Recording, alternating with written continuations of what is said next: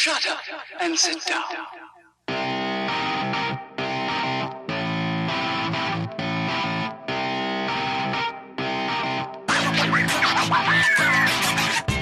Episode 35 of No One Asked Us. Here recording this show Monday evening, October 11th. Playoff baseball is in full force, and it is fully October. I know it was October when we recorded last week as well, but it's really starting to feel like it. Granted, It's still like 80 degrees here half the time anyway. I don't know about down where you are, but that's how it is where I'm at. I'm Logan Lee. That's Craig Shote. Episode 35. Don't forget to follow us on our various social media platforms. You can follow the show's Twitter at No One Asked Us Pod. I'm at the Logan Lee. He's at Craig W. Choate. Shoot us an email if you have something you want to talk about. No One Asked Us 2021 at gmail.com. Feel free to give us a like, a follow, a share, all that good stuff. We haven't really been doing a great job of pushing that, but I think I'll call him my executive producer, Mr. Craig Shote, has put in a lot of work to this show. So your support is greatly appreciated, however that may be. Those of you that do listen to us on a regular basis, thank you. I do know it has been addressed between the two of us. Our shows have gone really long the last few weeks, really long, and we're going to try to do our best to cut that down a little bit. I'm not saying we're going to get under an hour, but hopefully we're not pushing 2 hours like we had the last couple weeks. In fact, last week I think we were at like 2:12. So chapters are in the description. So in the event that we do go long, you can jump around to the things you do want to hear us talk about, like in every show. But now that we got the housekeeping stuff out of the way, Craig, your weekend, was it good? I saw that you were enjoying the sweet life on Saturday. Would you like to comment on the sweet life at Louisville? Yeah, it's might be the first suite that I've sat in. I was thinking about that earlier this weekend, or not while I was there, but like after the fact. But yeah, I went to the Louisville, Virginia game Saturday, which was the same time as the Illinois game. So spoiler alert, I did not watch a second of Illinois versus Wisconsin. Not a single second. What a fan are you? But we enjoyed that game. Had a connection that got us into a suite, so it was nice with some food and some shade. It was like 88 degrees down here Saturday. It was a summer Saturday. It wasn't a fall Saturday. It was a summer Saturday. But yeah, it was fun until the last 10 minutes of the game. Every freaking football team that I follow and care about just lose. It's awful, except for SIU, except for the Salukis. Go Dogs, go Dogs. Yeah. Yes. You while you were there, you missed a heck of a Saturday in college football. I'm sure you did see some of it. And we'll talk about that a little later on, but this was one hell of a Saturday to be away from your TV. I will say that. I was doing another productive weekend around the house here, but I was able to catch quite a bit of the games on Saturday, and oh my goodness, it was one of the craziest days in college football I've seen in a long time. So we'll talk about that as we get a little further. Real quick, moment of the week. Do you have anything? I do have something I want to talk about, but I'll let you go ahead and take the floor. What was your moment of the week? Anything you want to highlight? Yeah, so I got a couple. I'll just say one right now in case you're going to talk about the other one, because that's a possibility. You know the name J.R. Smith? I do. Yeah. Amateur golfer. Smith? Yes. So J.R. Smith spent years in the NBA. He has since gone back to college, and he is on the North Carolina A&T golf team. Like, he is a collegiate athlete after spending 10 to 15 years in the NBA champion. I think he won NBA championship with the Cavaliers with LeBron. He kicked off his college career this week. It's just, the story is incredible. I love it. I know. He's like 38 years old playing college golf. It's awesome. Yeah. There's a video going around Twitter right now of a local TV sports guy, like I used to be, followed him around on his first round. He did not play well. I think he shot 12 over on his first round. But he had a couple birdies and all that. It's cool to me to see a a 38-year-old former NBA player become a college athlete? Because he never went to college out of high school. He went straight to the league. So he still had his college eligibility. And it's just a fun, cool story. Go check it out and look up the video. It's really neat. What do you think J.R. Smith is most famous for? Oh, the pass. The pass. The non-pass with LeBron point at him, for sure. Yeah, he's on the other end of that famous shot of LeBron. Yes, the pass. I was going to go with either that or him with the shirt off in the parade. Yeah. I mean, that's the other thing for J.R. Smith. So yeah, that's been an ongoing story here for a while. But yeah, the golf season is underway for him. So yeah, that's really that's a really cool story. What was your other one you were going to talk about? I wonder if this is the same thing I had or not. Io's first week with the Bulls. Not my same thing, but go on. Okay. Io made his Bulls preseason debut. I think he scored 8 points in the first game of the season. And then just last night, Sunday night, I think he hit 2, not buzzer beaters, but 2 under a minute left in the clock jumpers and buckets to give the Bulls the win. So not getting a ton of minutes in the preseason, but he's been a part of a team and he's making plays. The video, and I meant to do this today, but I got caught up in other stuff. Might still do it later tonight.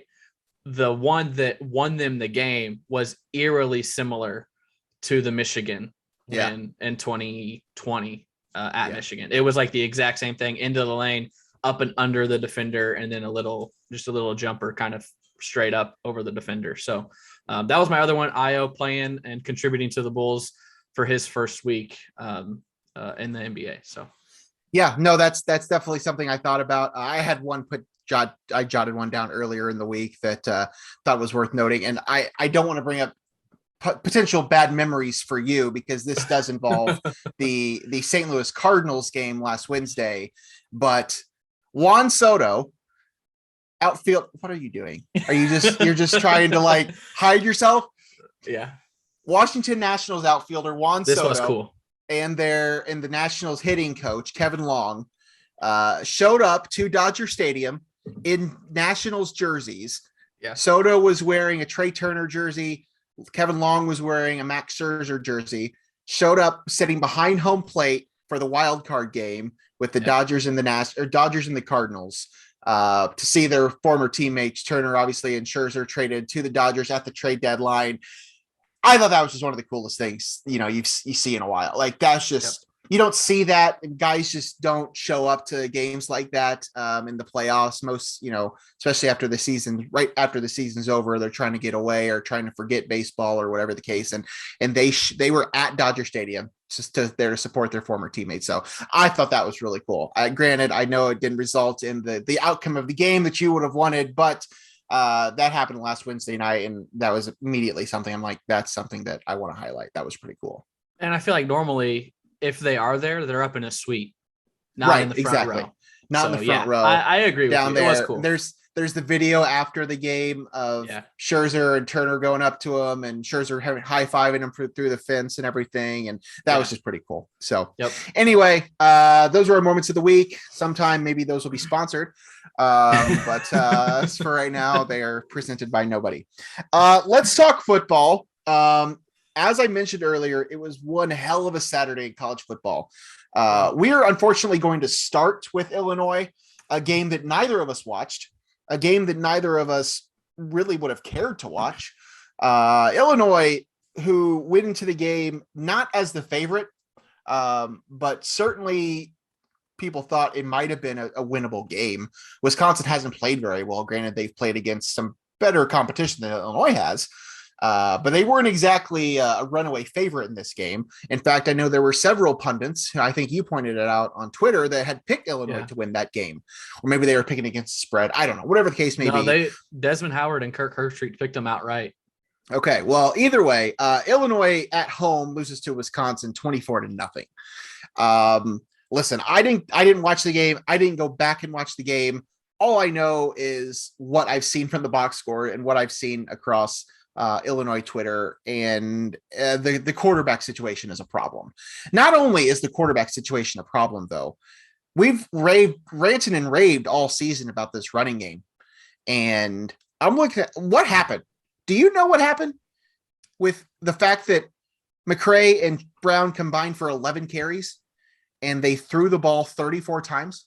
I know what happened. I know Chase Brown, at least Chase Brown, maybe the entire run game did not run. Illinois did not run the ball, I don't think, or Chase Brown didn't run the ball on their first 2 drives at all. Didn't touch it at all. 13 carries total. 13. Yeah. Well, also I do know Wisconsin is the number 1 rush defense in the country. So establish the pass, I guess. But when you don't have a quarterback that can complete a pass, it's not going to work. So yeah, it was kind of the recipe for disaster. Yeah, it was bad. Illinois had 93 total yards, 9 first downs, and the 2 quarterbacks, Sikowski and Peters, combined to go 11 for 34 in the air, completing 11 of those passes. Let's see, this note that you put down here, 93 yards is the first time that Illinois has had less than 100 yards in a game since 1977, in a game that they also played against, I assuming they lost to Wisconsin. Yeah, yikes, Craig. Yikes. This is a problem. Illinois football, we haven't expected them to be great. Wisconsin certainly isn't the top of the Big Ten like we thought they could have been at the beginning of the season, but this is bad. I mean, the quarterback situation is a mess. I saw Bielema posted a tweet today that he was at some sort of recruiting at some sort of Air Force base. It looked like some sort of military base because they were military planes. So wherever he was going, I hope he was trying to find some sort of quarterback because it is a mess in Champaign. Mm-hmm. Yeah. People up here in South Bend are bitching about the Notre Dame quarterback situation and why are they not playing this freshman over Jack Cohn and everything. And I'm like, y'all have nothing. You got nothing compared to what Illinois has right now. Like Illinois' quarterback situation is a mess. It is 2 Big Ten cast-offs. Yep, they are trying exactly what I was going to say. Like it is a Rutgers cast-off and a Michigan cast-off that they are trying to make things work with, and it is just not working at all. Peters is the most frustrating because I feel like we've seen flashes. Oh, for sure. I feel like there have been moments, especially in his first year, there have been moments where we're like, this guy can sling it a little bit. Yeah. He's just, and did I go to 3 games? I don't even remember.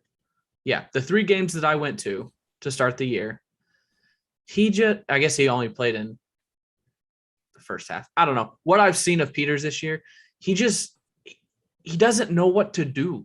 It's like he's scared in the pocket now. And I don't know if it's because he's had some injuries and he doesn't want to get hurt again, or he's just not seeing the field, or was it Sam Darnold that NFL Films caught on Mike saying, "I'm seeing ghosts out there"?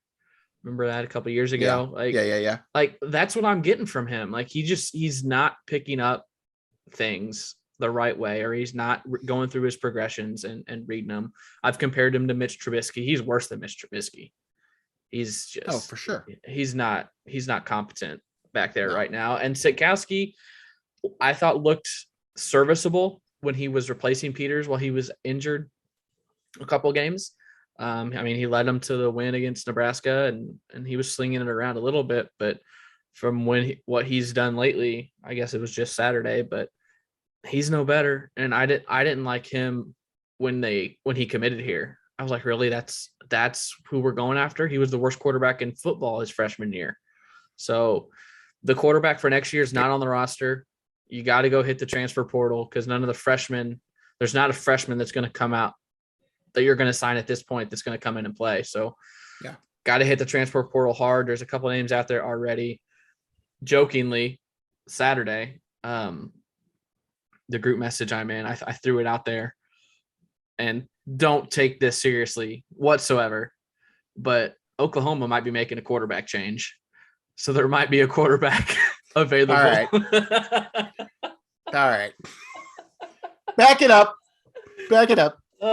No, yeah, they certainly need to go out and find somebody. I don't know. Maybe there's somebody already on campus. Maybe Andre Curbelo could play quarterback.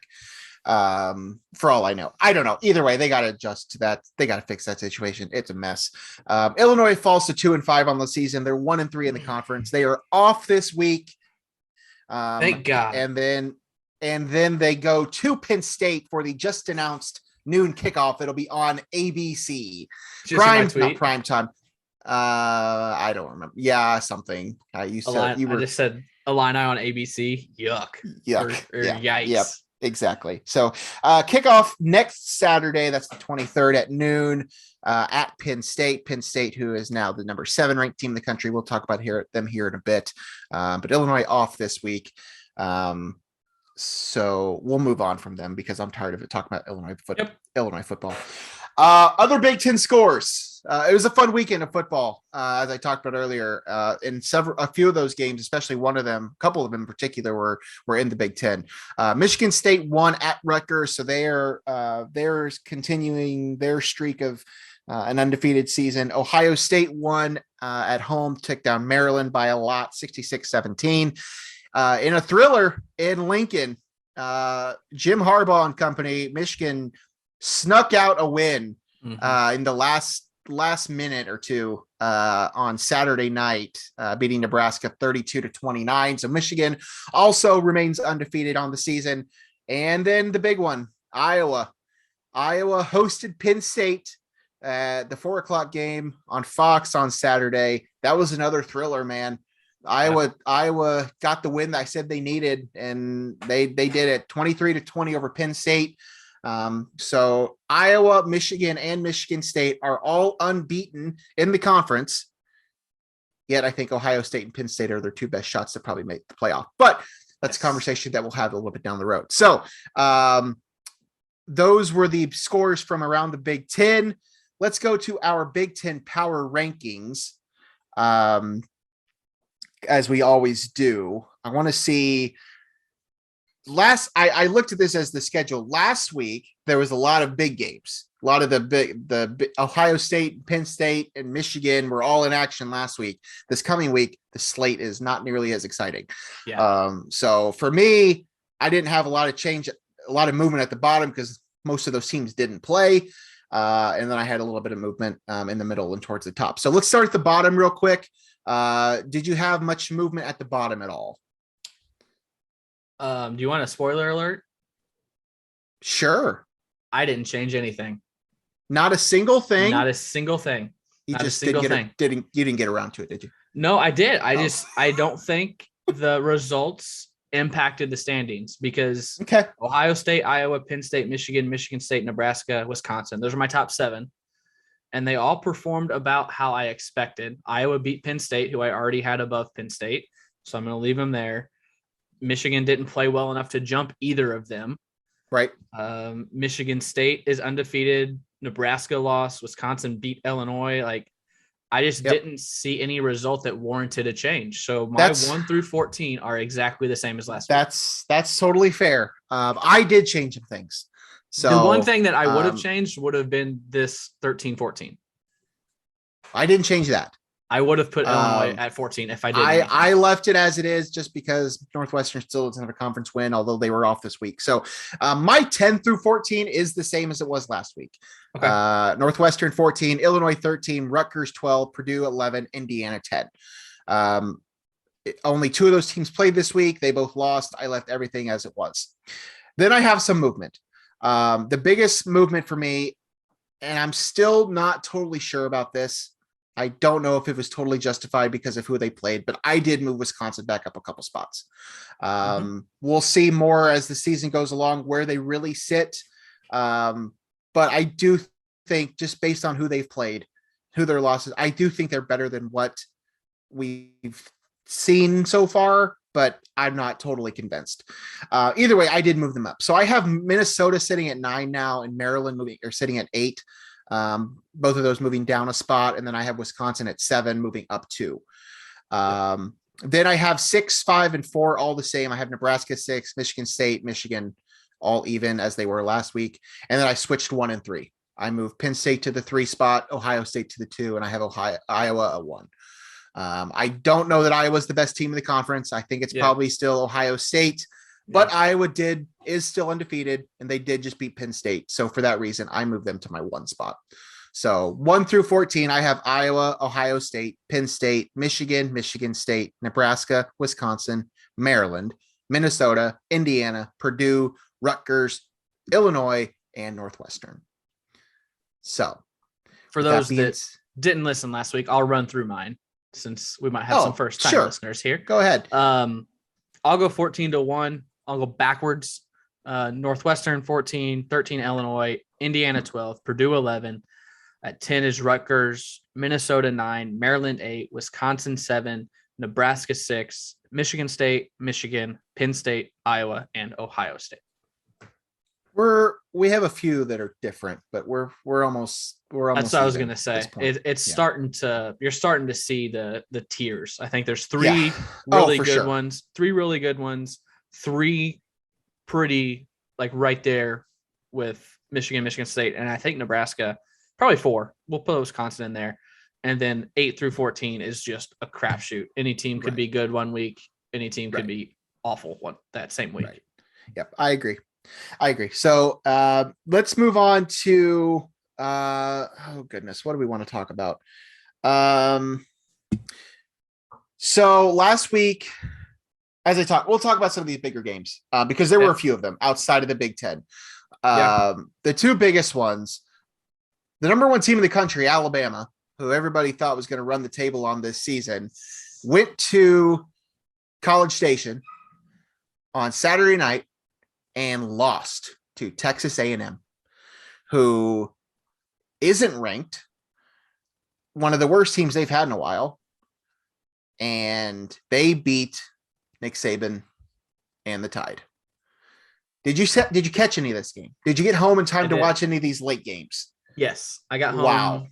Yes. Wow. The late window was fantastic. It was fantastic. There was like 4 games on at once. Yes. I was like, I don't know where to go. I was flipping back and forth. Plus there was baseball on too. Yeah. Like there's all these great college football games and baseball playoffs are on at the same time. I was a mess.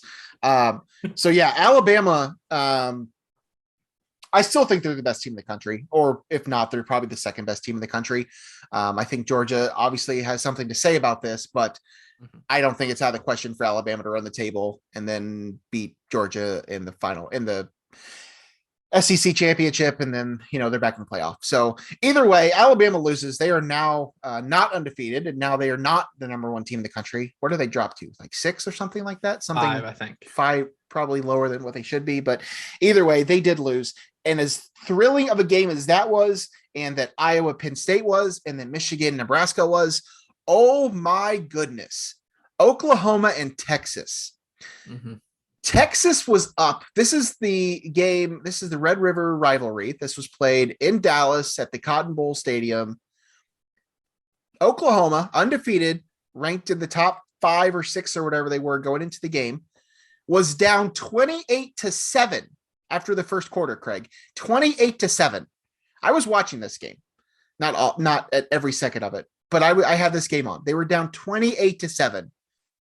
The last 6 minutes of this game were incredible television, just absolutely incredible television. And Oklahoma ended up pulling it off and beating Texas 55-48 after trailing 28-7 after the first quarter. They won that game 55-48. I know that the other game was the big upset of the day, number 1 going down, but that game, that was the game for me. Like that was the most exciting game of the day. So big day for college football. And that's going to lead us into the conversation that we started last week about this whole college football tier thing that I kind of started doing. And I've altered it a little bit. I kind of had some discussions off the air with a collaborator of mine that I will just refer to as my father. And Tim Lee, big fan of the show. You didn't talk about the Roosevelt belt. Oh yeah, the belt is gone. It's out of Alabama. Texas A&M now has the Roosevelt belt. So Alabama no longer, it will leave Tuscaloosa. It'll head to College Station. I don't know who Texas A&M plays next. I'm looking up right now. So it's probably a good thing that we figure out what the belt's going to do Missouri this week. So Missouri Texas A&M plays Missouri and then South Carolina and then Auburn and then Ole Miss. So we'll just have to see what happens to the belt. Now it's very intriguing to see where the belt ends up this year. because it was looking like it was going to be Alabama's all the way until they potentially lose in the SEC championship or potentially the playoff or whatever. But the belt is now in the hands of Texas A&M. So as I mentioned, I was talking to my dad about this, and I was kind of not necessarily changing how I'm doing this a little bit, but more or less figuring out who's still alive and who's not. I think that's really what this comes down to. Yes, I still have it as a tiered system, but I think it's more important to talk about who is no longer in the picture. Because as we talked about last week, it's pretty much once you hit the two losses, if you're a group of or Power Five, if you hit two losses, you're done. If you're a group of five, once you get a loss, you're done. It just kind of depends on the situation. I think there were 4 big teams that did drop out this past week. Not that any of the 4 of them really had a shot. But they're no longer really in the mix at this point. That's Auburn, Texas, BYU, and Arkansas. I think those 4 teams, again, none of them really had a shot, but they now all had their second loss. BYU has their first loss. Those 4 teams are done. So the way I see it, I have 8 teams that I feel like are still really in the mix for this. I think that's really what it comes down to. I think it's Georgia, Iowa, Cincinnati, Oklahoma, and Michigan, who are all undefeated, and then Alabama, Penn State, and Ohio State. I think those are probably, I think that the 4 playoff teams will come from those 8. Behind them, there's the tier of 4 Power 5 schools that are still undefeated. Michigan State, Oklahoma State, Kentucky, and Wake Forest. Can't rule them out until they lose a game. And so far, none of those 4 schools have lost a game.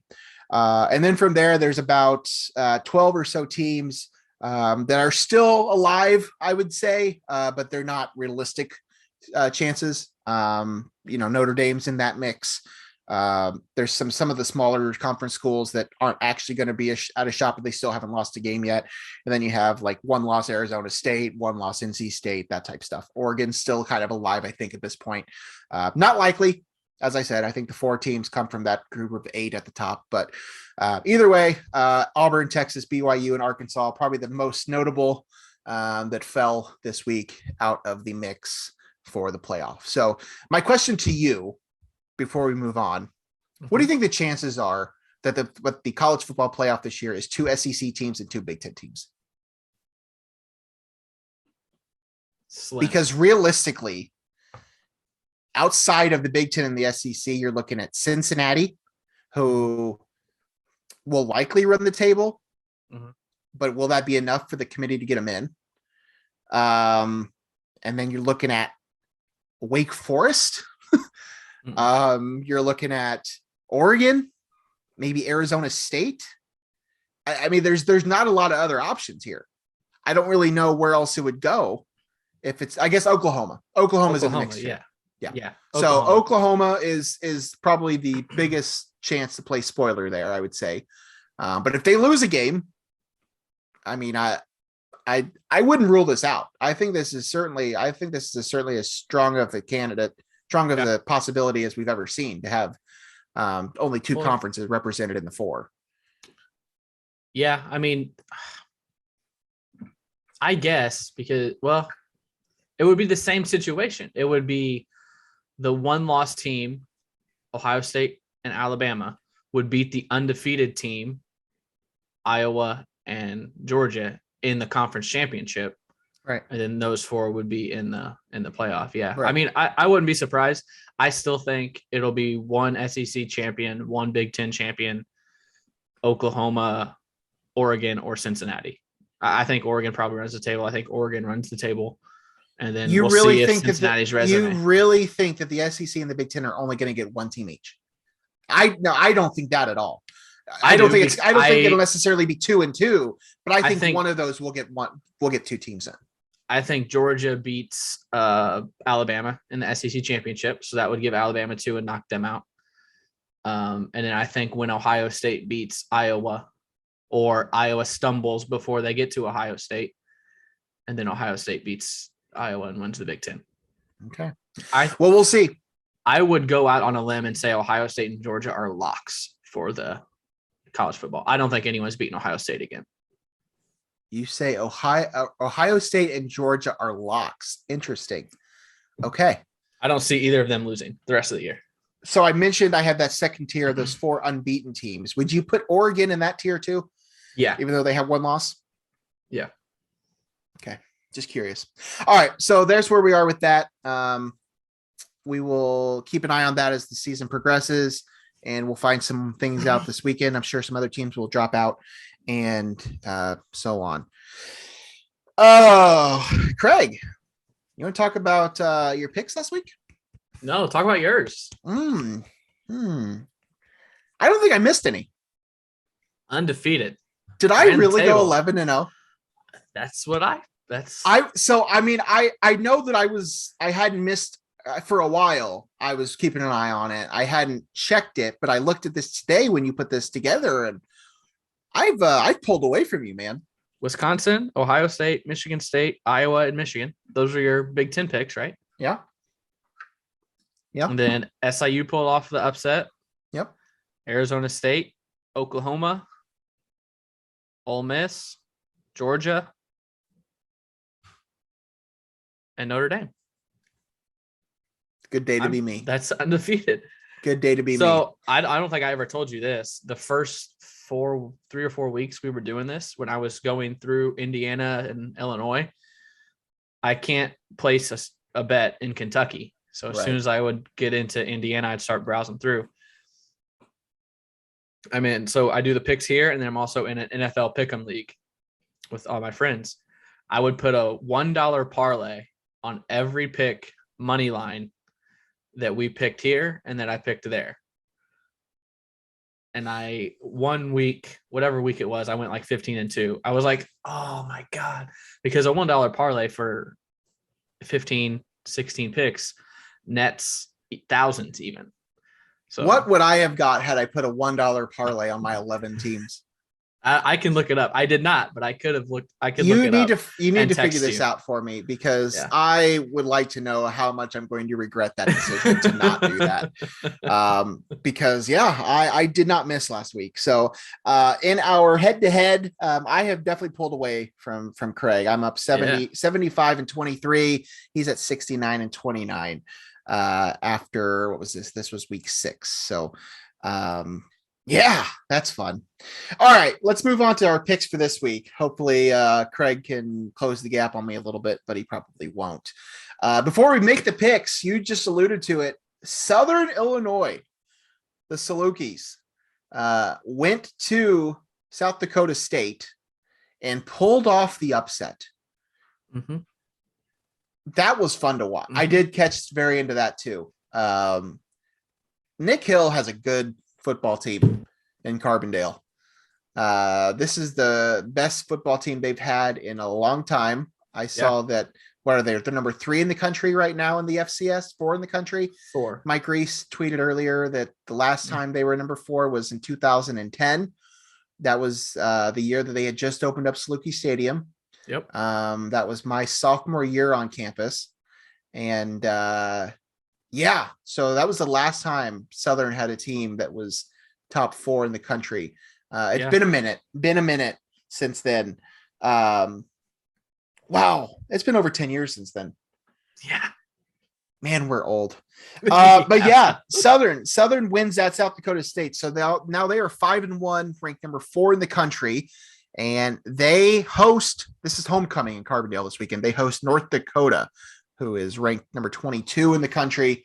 This is not North Dakota State. This is North Dakota. They're 2-3. So we're going to start our picks this week with the Dogs in North Dakota. Craig, are you taking Southern, or are you going to pull the upset and get all the booze? I did that last week and it didn't work. Saturday, it was on again, same time as the Louisville game. So I'm getting score updates through ESPN. And I was so confused because I got a score update that it was 35-28 South Dakota State. And then I got another one. It was 35-29 South Dakota State. And then I got a tied at 35 heading to overtime. I was like, wait, what? What's going on here? And then like 10 minutes later, I finally got ESPN 3 to work and they were celebrating on the field. So unfortunately, did not get to watch any of it, but I was very confused until I pulled up the stream finally and saw that they had won in overtime. Huge win. Oh, huge win. Love that win, especially revenge after the playoff loss last year that SIU should have won last year. I'm taking SIU. At home, homecoming. North Dakota State not North Dakota State. Luckily, North Dakota has really fallen in the rankings. They're still ranked somehow at 2-3, but I think they were a top 10 team at some point earlier this year. But give me the Dogs. I will take Southern as well. I will continue to take Southern until they give me a reason to stop picking them. I'm pretty sure I've said that every week. Probably. I probably picked them to beat Kansas State too, just for the hell of it. So yeah, I'm gonna keep doing it, and hopefully they continue to treat me well. So we're both going to pick Southern. The rest of these national games are not nearly as exciting as they were last week. I'm just looking through the schedule now to see if you just skipped any intentionally, but no, these are just some bad games. So NC State at Boston College. This is a battle of 2 4-1 teams in the ACC. At this point, 2 of the better teams in the ACC. Conference is pretty much trash this year since Clemson sucks. NC State or Boston College? Craig, who are you taking? Oh man, NC State's a road favorite. I'll go with NC State. I don't know. I'll take the Wolfpack though. Okay. All I know is Boston College comes to Louisville on the 23rd, and we're going to that one too, I think. Oh, great. Good for you. I will also take NC State. Know nothing about them, but I know that they are fighting for their lives, hoping that they can maybe somehow squeak into the playoff. Don't think it's happening. No. But they got about as good of a chance as anybody in that conference, other than maybe Wake Forest. So I will take NC State as well. In the Pac-12, Oklahoma State goes to Texas. Oklahoma State still unbeaten. They're 5-0 on the season, ranked number 12 in the country. Texas, who we just talked about, lost the thriller to Oklahoma. They are now ranked 25th at 4-2. Who are you taking, Texas at home or Oklahoma State? This is probably the toughest one of the bunch. Oh. Texas is a favorite. I'm looking at it right here. 5.5 point favorite Texas is at home. Don't know what Oklahoma State's got. I've picked Texas every time they've been on the show, and they've lost both times that we've picked them on the show. But I'll pick them again. give me Texas. I don't know. Okay. I will also take Texas. Or did you took Texas, right? Is that what you just Texas. Said? Yeah. I will also take Texas. I promise I'm not just trying to match everything you do. We might have the same picks this week. It's very possible we do. Which means I'll keep my lead. Okay. Arizona State, who other than Oregon is about the best the Pac-12 has to offer this year. They go to Utah. Can't believe that this is one of the games we're picking, but Arizona State at Utah. Do you think Arizona State keeps their hopes alive at 5-1, or do you think they fall to Utah? I'm trying to get one game from every conference, and some weeks it's just slim pickings. No, Arizona State. Yeah, Arizona State. They're only a 1 point favorite. Only a 1 point favorite. So the line's a little sketchy, but yep. Arizona State, I will take them as well. And then this is the big one. I never would have imagined in a college football pick'em like we're doing here that Kentucky would be playing in arguably the biggest, not even arguably, the biggest game of the day. Yeah. Kentucky, who still hasn't lost a game, now ranked number 11th in the country. This is football, mind you, that we're talking about, not basketball. Is going to Georgia, who previously we mentioned is now the number 1 team in the country after Alabama lost. So Georgia at home, or are you picking the upset? Does Kentucky knock off number 1 and the number 1 team falls for the second week in a row? So both teams undefeated, 6-0. Correct. Kentucky's ranked 11th in the country. Georgia's number 1. Take a guess at what the line is. 3 touchdowns. Georgia minus 23.5. Yeah. For an almost top 10 matchup. Yeah. That's incredible. Georgia, they might cover. It's not going to be close. No. Yeah. I'll take Georgia as well. So we are identical throughout the national slate. I'm going to guess that we're going to be identical throughout the Big Ten slate. Yeah. Wisconsin, in a non-conference affair, hosts Army. Army, who is 4-1 on the season, and Wisconsin, who we've talked about several times already on this show, that I'm not sure how good they are. But either way, that game is on Saturday night. Who are you taking, Wisconsin or Army? Wisconsin. Yeah, I will take Wisconsin as well. I think they are better than their record shows. Rutgers goes to Northwestern, a couple of bottom feeders from the conference, not the bottom feeders, but a couple of them. Rutgers on the road or Northwestern? Rutgers. I'm going to take Rutgers as well. I promise I'm not trying to do this. I have already done these ahead of time. They are highlighted. I can show you. I'm not changing anything. I'm not just trying to keep my lead, although I believe you this week. Okay. Well, these games suck. So, all right. Nebraska goes to Minnesota. Now, this is an interesting one because these are a couple teams that I don't think anybody really knows how good they are. Yep. We've kind of been up and down on Nebraska. We've kind of been up and down on Minnesota. Minnesota is the home team.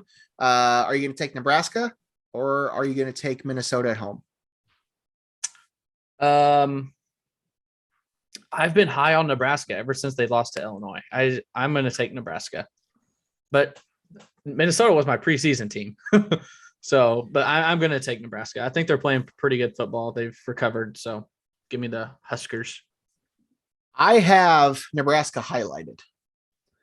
I'm considering picking Minnesota just so we have some sort of diversity this week. I'll pick Minnesota.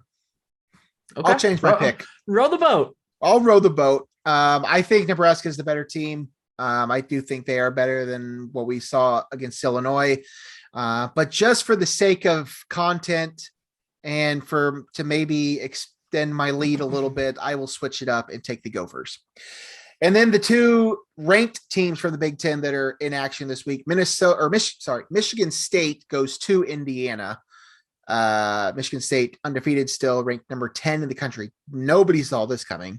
No. In fact, if you told me at the beginning of the season that one of these teams would be ranked 10th in the country and the other one would be unranked, I think most people probably would have predicted the other way around, though I don't think anybody was that high on Indiana, but as their season went last year, that's how it would have gone. So Michigan State on the road to go to 7-0, or are you taking the upset? Do you remember what I said last week for the Rutgers Michigan State game? No. I wanted to pick Rutgers because the Michigan State thing has to end eventually. But I looked at their schedule while I was picking and I saw this game. I was like, nope, that's where it ends. Yeah. Okay. Michigan State's next game is Michigan, but there is a bye week. So I don't know if that's still considered a trap game because their next game is against Michigan, but it's not next week. But Indiana at home coming off of a bye, I'm going to take the Hoosiers on Saturday. Okay. Well, then I probably didn't need to change my answer. I'm going to take Michigan. I knew that while you were thinking about it. I knew I was going to pick Indiana. Yeah. I could get two games. I remember you teasing that last week, now that I say that. I will take Michigan State. I see what you're saying. I do think that's certainly a possibility. I don't know that this Michigan State team is for real, but I do think they're better than Indiana. And I think that they will remain undefeated and win in Bloomington on Saturday. And then the last one, Big Ten, is Iowa, who is now the number 2 team in the country, hosting Purdue. Any chance that Iowa falls here and gets brought back to life, or do you think they ride the high from the win over Penn State and get another one against Purdue? No, Iowa. Yeah, Iowa. I will take Iowa as well. I think that's inevitable. Although I've said stupider things before. All right, so those are our picks. Craig will put those together, and our support team will throw them up on our Twitter, and our intern will get that That's out. all one person for those listening. That's all one person. We have an intern. We have a support team. We have a sales staff. We have all of it. Just kidding. We have none of it. All right. We've talked about football long enough. Craig, basketball season is so close. There will be exhibition games being played at State Farm Center later this month. Are you excited? You excited as I am? I need a break from this Illinois football garbage. Yeah, I'm getting there. Seeing the videos of practices and stuff, I'm getting there. really close for Yeah. sure. It's getting close. It's getting close. I don't have the schedule pulled up in front of me, but I do know, as I said, they do have a couple exhibition games at least at home in October. So those won't be long. Not really a lot to talk about Illinois basketball wise, but I do think we want to start previewing the season a little bit each episode. So, I mean, we had kind of talked about, maybe just kind of talk about what the rotation might look like this year. Obviously I think we know, other than Kofi Coburn and I assume Curbelo and Trent Frazier, I assume those three will be starting. After that, I don't think it's necessarily set in stone. Mm-hmm. If you go off of last year, DeMonte and Jacob Grandison would likely be the other two. But I as I said, I don't think that that's necessarily set. There's a lot of other guys in the mix now. Plummer's in the mix. I don't think he starts. I think you could consider Coleman Hawkins a potential here. Hutcherson might be a potential here. Omar Payne probably doesn't start, but I think he, talent-wise might be, if you're looking for who are your 5 best players, he might certainly be in that mix. But I mean, what do you see this rotation shaking out to start this year? Any surprises do you see? No. And I've actually had a note in my phone kept like all off season of what I think the starting rotation would be, starting lineup, and then kind of the bench rotation. And I've had, since everyone announced they were coming back, I've had Curbelo, Frazier, Williams, Grandison, and Kofi as the 5 starters. Yeah. I've gone back and forth with Williams and Plummer as a starter, because wasn't it last year that last year he took DeMonte out of the starting lineup and threw Grandison in. And that's when things really started to take off with DeMonte coming off the bench. So I could see that happening again. But I also think that Plummer would be the perfect spark plug off of the bench. Yeah. Because everything I've read and seen this offseason is about how good of a shooter he is and how he can just fill it up. So bring him in 6-7 minutes into the game and get some buckets, and he would be really good off the bench. Those are my 5 starters. I don't know if we want to do that first and then talk about rotation later, but no, I agree. I think that that's at least how the season will start. Yeah. I think I'm just predicting. I agree with you about Plummer. I think that Plummer and Omar Payne are going to be 2 very key bench pieces. Yeah. The 2 X factors in terms of what is your consistent starting 5, I think are probably Coleman Hawkins and Austin Hutcherson. I think both of them could be great and really fit well into that mix. I think that either of them could falter and maybe not even play. So I think those are the real 2 that might jump into that. I don't think it's as likely. I think they at least will start this season with that 5 we had both mentioned. But they got some depth. I think that's going to be a strength for this team. And I saw that, early in the offseason, like this team doesn't have depth and all this stuff. And I don't buy that. Like, I think there's definitely depth there. Everybody is obviously looking into the fact that Iota Sumu's not there anymore, which is certainly something to be concerned about if you're going to be concerned about anything. But, saying that there's not depth on this team, I think that's just wrong, I think. Mm-hmm. Would you agree? I think the first half of the year, there's probably I'll say a 10-man rotation. The 5 starters with Plummer, Payne, Hawkins, Hutcherson, and then some combination of Bossmans, Verdonk, Melendez, and Goody. I don't see Podziemski or Lieb making any kind of contributions this year. So I see 5 starters, 4 consistents off the bench, and then 1 other piece depending on what they need. But then I think towards the Big Ten, I think it gets down to like an 8 and then 9 if necessary. Yeah. By the end of the season. I agree. I think that's likely how it's going to shake out as well. They'll have some time to figure it out. 2 exhibition games and then a couple of, lesser opponents in November. But then, I think then things pick up a little bit. So they'll need to get some things figured out. Those early games in this November, December slate. And I know as soon as you play a game, you burn your red shirt. But if they're not planning on redshirting these freshmen, get them in.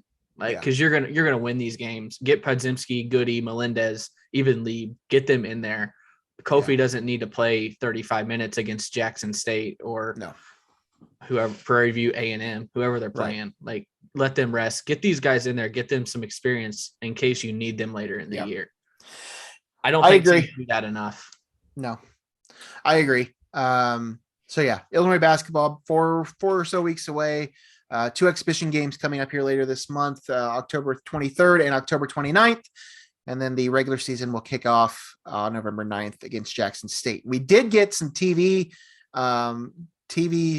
stations or whatever, assignments, I guess is the word. Yeah. And game times for some of these. I think it was Brett Behrens that pointed out, and I hadn't even thought about it, but Illinois has a Sunday CBS game lined up on the schedule already. Like that hasn't happened in years outside of the Big Ten championship game. But that game at Michigan on Sunday, February 27th will be the third to the last game of the season, has been assigned to CBS. So that's going to be a fun one. I just thought about that too. Yes, go on. Speaking of Michigan. Yes.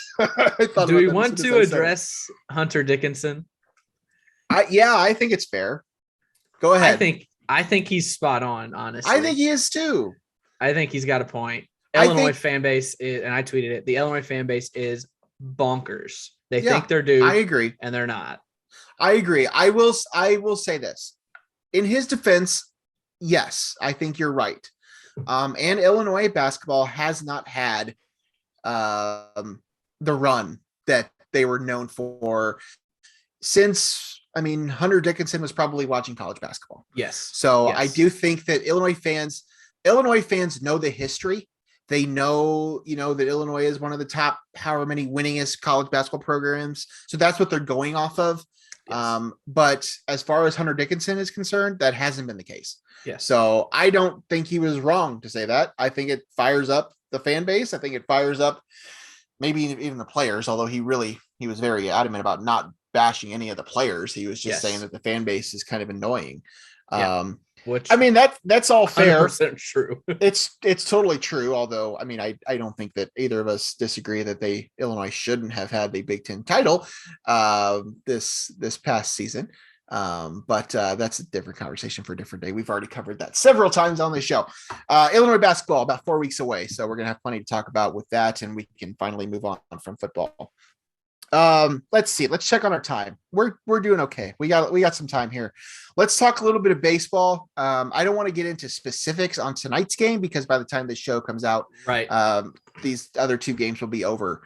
But did you were you watching football or baseball last night? Because if you were watching football, you missed a couple of dandies. More baseball. So once the rain delay at halftime of the football game happened and the Bills kind of took control, I turned off football and watched baseball. Yeah. The Rays Red Sox game. I did not see that. Did you see this play or this event that happened in this game last night? So I was on Twitter and everyone was freaking out about it. Everyone was talking about it. Yeah. And no one tweeted a video. I never saw the video until today. Okay. So I will just kind of explain what happened. It's the 13th inning. The Rays were tied at whatever the score was. The Rays have a runner on first base, and Kevin Kiermaier, Parkland College grad, Parkland got a shout out in a game earlier in the playoffs. Kiermaier hit a ball to, I believe it was right field. Yep. The ball ricocheted off the wall, went off of Hunter Renfroe, I believe, was playing right field, bounced off of him, and then over the wall. So at the time, I believe it was Yandy Diaz who was on first, was more than far enough. He was going to score on this play regardless to give Tampa the lead for the first time in however many innings. It then gets called a ground rule double, and he has to return to third base, and Kiermaier has to stay at second base. And then the Red Sox get the next out. And then they go on to the next half inning and walk it off, and it's over. Mm-hmm. I don't know what the call really should have been. I think it was correct. I think it was correct. I think the problem, though, is there seems to be some sort of how you interpret what the call is for Yandy Diaz in that situation, the runner coming from first, because I don't know. I'm not a baseball rules expert. I know there are plenty of Twitter people that think they are. I thought it was the right call from the beginning, and I didn't understand why we were making a big deal about it. Now we were making a big deal about it because it was a very unfortunate thing to happen for Tampa, because ultimately now they're down 2-1 in the series. If they lose tonight, they're done. So very unfortunate way for them to go out if that's how their season ends. I do think it was probably the right call. Though, as I said, there still seems to be some open interpretation of what it was actually supposed to happen there.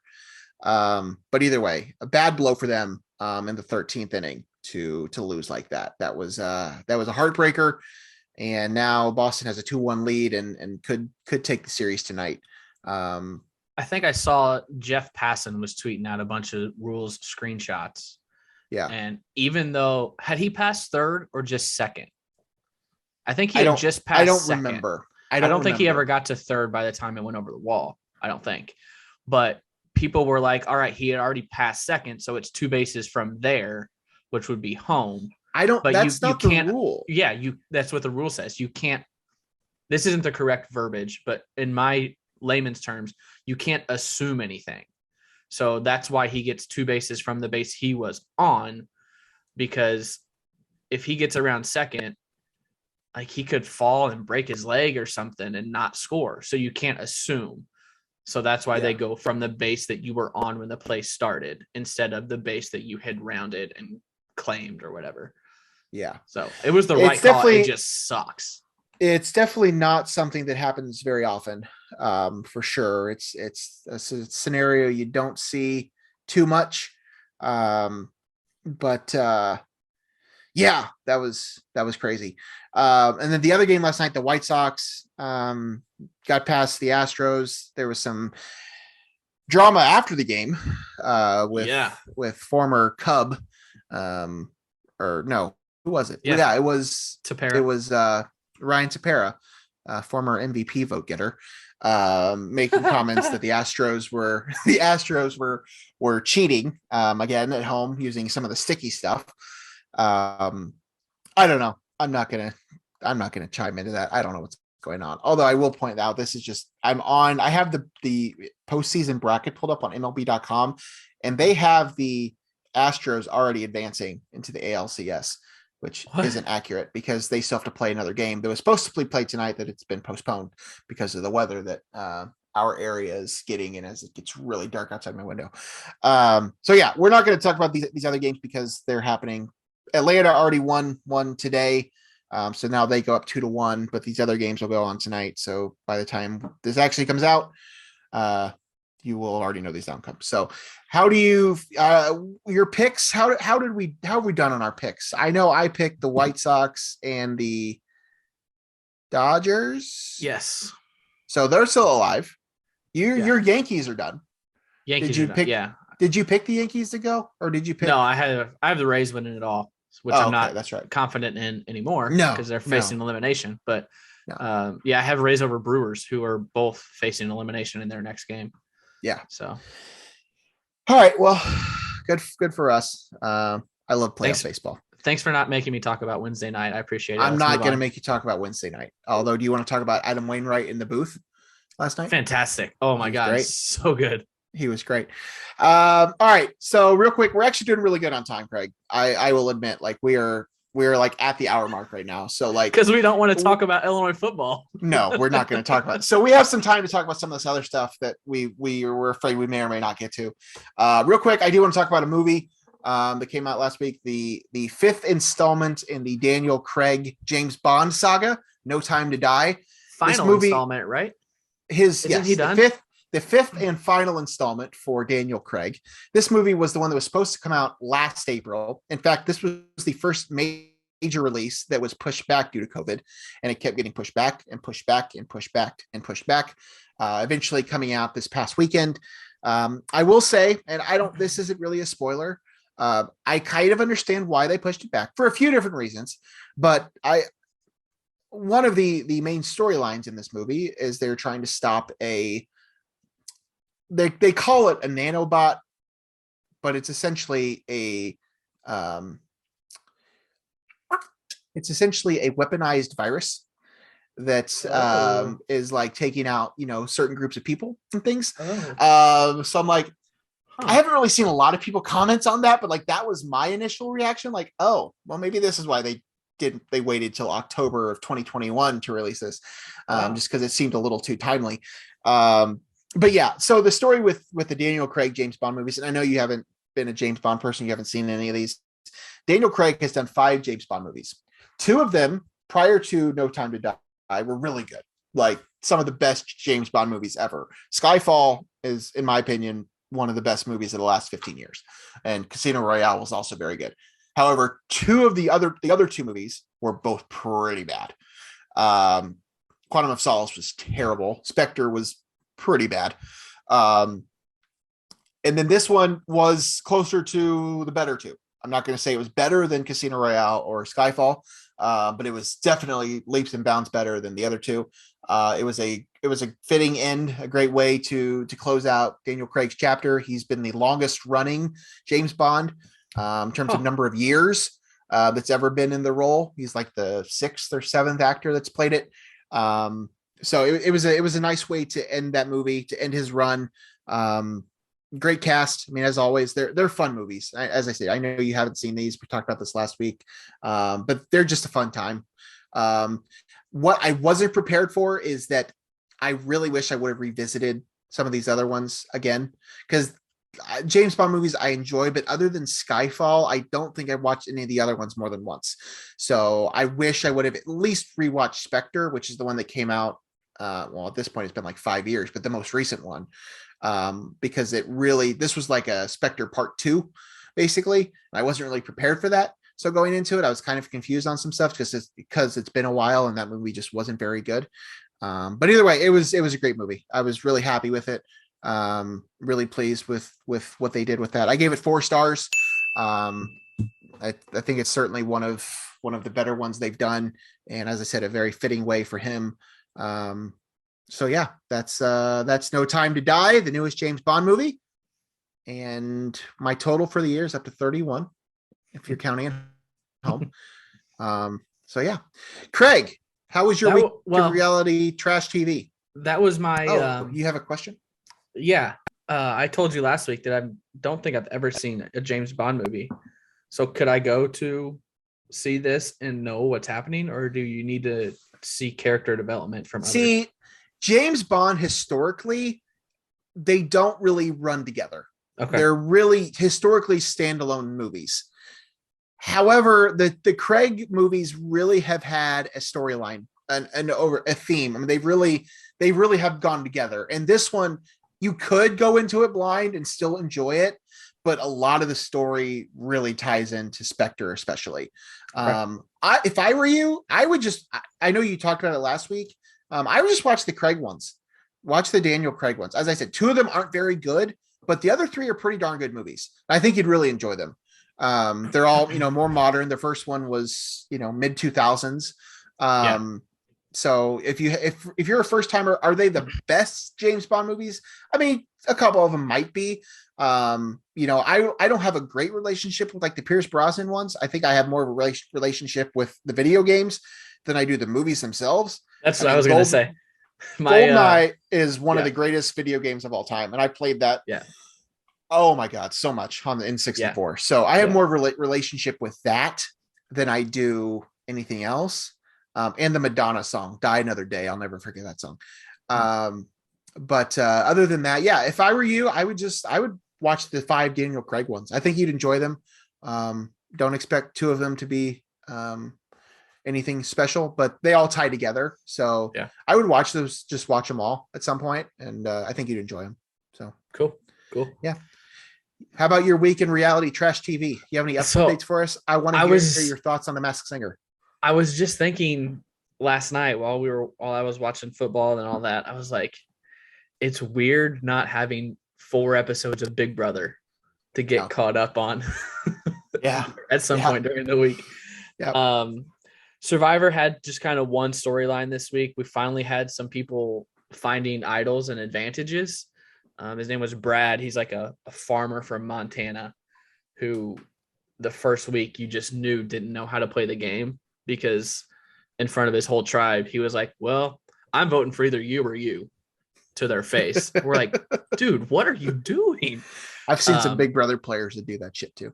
So he found the beware advantage that Xander had found on the other tribe. Remember I said that someone from each tribe had to find their own and then say the phrase before it was activated. So he found the one that Xander found. And so he said his phrase at tribal or at the challenge. Xander said his phrase, but no one from the other tribe said their phrase. So he couldn't, his team ended up losing, Brad's team. So he couldn't vote. He also found something else that required him to get on a boat in the middle of the night. And if he didn't, he would lose his vote. So he got on, and so did someone else from each of the other tribes. They could pick either a tarp or steal a vote.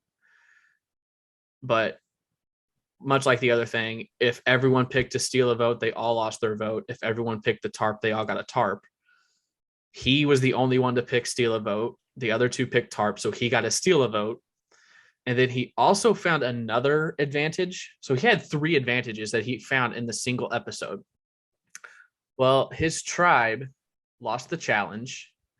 He did not have a vote, and he didn't have an idol that worked. So guess who they voted out? Him, with all 3 in his pocket. He was blindsided. He thought that he was on the good end of the vote. So now all 3 of those, I'm assuming, are out of play. I don't know if they're going to put them back in the island for others to find or whatnot, but he got voted out. I liked him. Didn't think there was any chance he was going to win. So my top people don't really change whatsoever. So that was Survivor. That was really the only storyline this week because there was so much action around that and all that. The Masked Singer only, it was the Group A people. So Skunk, Bull, and Hamster. Skunk, Bull, Hamster, Baby, and they introduced a new one, Pepper. She's really freaking good. No idea who it is, but her voice is awesome. Baby was unveiled. Didn't have a good guess. Vin Diesel was thrown around. I don't even remember who the judges guessed.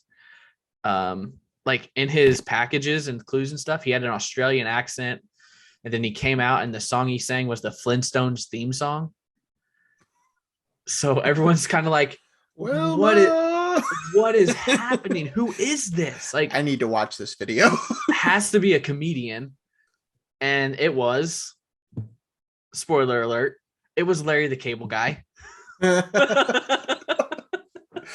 I do know no one guessed him.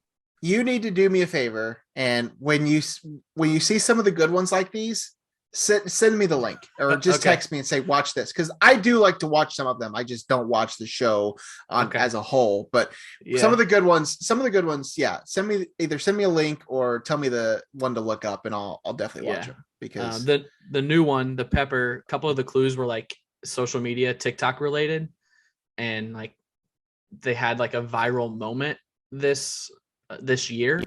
So I think they said like Olivia Rodrigo, because there was like a driver's license clue in there. But I don't know if it's her or not. I've changed a couple of my other ones. The Skunk, who we thought might be Mary J. Blige, I've changed to Taraji P. Henson because there was a cookie clue and she said Empire in the clue. But yeah, I mean, it's okay. I'm not as into it this year as I have been, probably because I can't guess any of them right. Like I normally get a 1 or 2, but yeah. But the TV that I want to talk about, I just finished it today. Ted Lasso. Yes. Forgot about this. Yes. I watched the finale today. Yes. Great. And what yeah. young children, grandmas and grandpas, cover your ears. Fuck Nate, man. Like he was such a lovable character. Yeah. And he is a piece of garbage. Yeah. They spoiler alert. So I read this. Sorry for those that haven't watched. I mean, it was trending that direction. Yeah, I had read or heard at some point Jason Sudeikis had referred to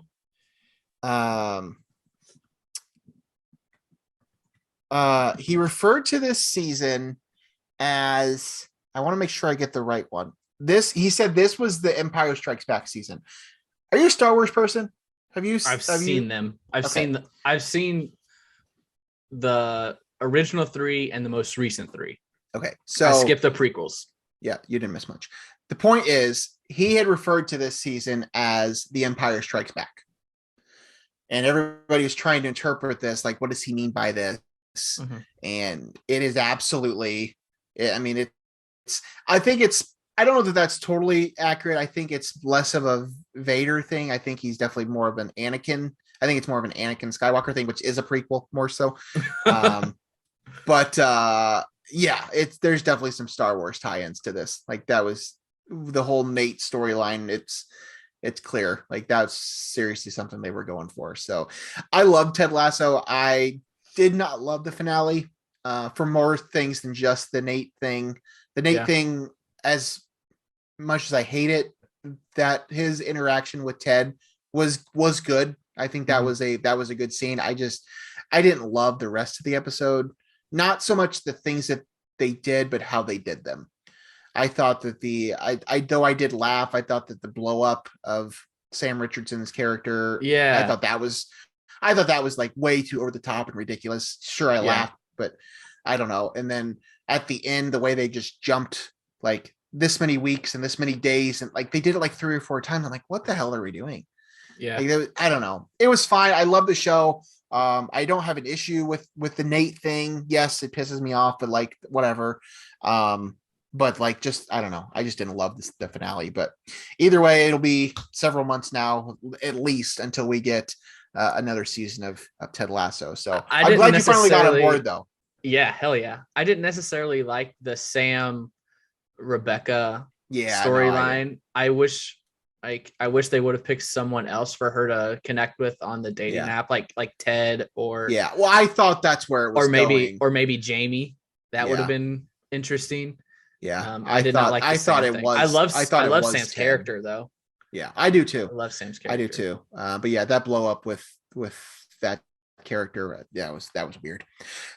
But yeah, I'm glad you're watching that. Trying to think TV wise, Succession. I don't know if you're a Succession person. That starts again this weekend or next weekend or something. So we watched. Pretty excited for that. I've been meaning to say this for a couple weeks. Squid Game. I might have told you. Clickbait on Netflix. Yeah, you did mention that. I have not watched that. We watched Impeachment on FX. The Bill Clinton. Yeah, the Bill Clinton thing. It's finally getting good. The first 4 or 5 episodes were a bunch of development of stuff. Monica Lewinsky is a producer on it, so I take that it's pretty authentic. It makes her look crazy, at least from her side of the story. I mean, she makes herself look crazy in this about how obsessed she was with Bill Clinton, but it's pretty good. It keeps us interested. But yeah, I'm gonna miss Ted Lasso for the next couple months until I turn into him here in about 18 days. Yeah. Got your AFC Richmond jersey? Not a jersey. I got a sweater though. You got an AFC Richmond one? Yeah. Wow. Yeah. You literally just started watching the show, and now you were. I know. It probably took me 3 weeks, probably 3 or 4 weeks to get all the way through it. I will say this: Ted Lasso came into the world at the right time. I mean, this was a show that started last year where everybody needed a smile, and Ted Lasso provided that. This season has been less of a smile. There's definitely still happy moments. But it was definitely a deeper, darker season, which doesn't make it bad TV. I know there's been a lot of people that have been critical about it for a lot of reasons. I'm not really one of those people. I didn't love the finale, but I've been fine with the rest of it. But yeah, the shows came out at a time where the world really needed happiness. It kind of took the baton from Schitt's Creek, and the happy sitcom thing, and just kind of took over. So I love Brett Goldstein. I've been watching every interview he's done. The guy that plays Roy Kent, he's just great. There's a video online that I found a few weeks ago of him doing all of the songs, bits from all of the songs from A Muppet Christmas Carol, and on like a karaoke stage. It was fantastic. Oh my goodness. Yeah. But yeah, I love Ted Lasso. I love the show. Not only did it come into, like you said, we got it at the right time for a laugh, but this season 2 tackled like some mental health things. Like they all see a psychiatrist or like a therapist and a counselor, and Ted has a breakdown and all that. Yep. And that's stuff that is starting, like people are starting to speak out about, take care of your mental health. And so it's timed perfectly with, Ted goes through this, and a lot of people in the world are going through it as well. So not a couple ways that it's very well timed for their release. I will ask you this before we go. As a former journalist, what was your reaction when Trent Krim not only obviously telling Ted that the story was going to run is one thing, but revealing his source to Ted for the story? Because I know a lot of people were upset. Now they kind of fixed it in the finale episode, but what were your thoughts on that as a former journalist? Were you like butthurt about it by like a lot of the world was, or did you not even think about it? I honestly didn't even think about it. Maybe because I never like broke a story like that, or I never really had anonymous sources that were giving me those kinds of things. I don't know. I feel like when a source like that is so close to the subject of the story, like he's his right-hand man. Yeah. Like that's pretty dirty for it to be coming from them. So I think it was I'm probably happy that Trent Krim said that way Ted could get rid of Nate and get him out from under there before something else happened. So, right. So yeah, but I honestly hadn't thought about that, probably just because I never, like I said, never really had anonymous sources. Well, I know that a lot of journalists had some things to say, but I saw that too. Either way, they kind of resolved it in the finale. So, Craig, we are at an hour and 15 minutes. It's pretty good. The last 2 episodes have been like 2 hours plus. So we're going to shut it down here for the first time in a while. We're at a reasonable length. So we're going to shut it down. Any last final thoughts, Craig, before we go home? Blues start this week too. Go Blues. Go Blues. Go Blues. ESPN coverage now for the NHL. So I don't know. I don't know how much I'm going to be able to watch. Hockey make me think about this. And you don't know this person, but my boy Mike Monaco, who went to Notre Dame, did some stuff with the South Bend Cubs, working his way up in the play-by-play ranks. He's been doing stuff for ESPN and for the Red Sox, and he's done stuff. Lightning. Hope I don't lose power. But now he's also going to be doing Blackhawks games this year, and he's done some Bulls stuff. It's just cool to see him. Totally random, but just the hockey thing made me think about that. But I'm sure he's not listening to this, but shout out Mike Monaco. Yes, Craig Schote. One more thing. Okay. Rest in peace to the Southern Illinois Miners. Yes. Yeah. That was a sad story. It sounds like there still might be some life. Like I think the franchise might come back, but I think the Prospect League is certainly an option. I think they would probably love to have them. That league continues to expand. I love the Danville Dans. They will always be. I will always have a spot in my heart. I don't know. That league just continues to grow around them, and I don't know. I could be wrong. I hope I'm wrong, but these are some bigger operations that are coming into this league, and it just seems like Danville's getting overshadowed. But I don't think I thought about this. I think I may have went to one Miners game in my 5 years in Carbondale. I was never there in the summertime. Had I been there over the summer, I would have probably gone to a lot of games, but I was never there in the summer. So I think it was summer of 2008. I don't remember the exact year, but our Pinckneyville high school baseball team got either second or third in state, because we got second my junior year, third my senior year. It was one of those 2 summers. Are you bragging? They asked the team to go like get honored and bring the trophy and all that stuff. I didn't play, but I was like, all right, I'll go. It's Pinckneyville, a bunch of my friends. I'll go. Guess who was pitching for the Southern Illinois Miners the day that we went to that game? You will never guess. You will never guess. I do know because I think it was Tanner Rourke. Nope. Okay, maybe not. Who is it? One Danny Almonte. Danny Almonte. Oh man, was he 25 or 35 at the time? I'm gonna look up the year because it's on here. Danny Almonte. That's a good one. He played for the Southern 2007. Yep. He played for the Southern Illinois Miners in 2007. And he was starting.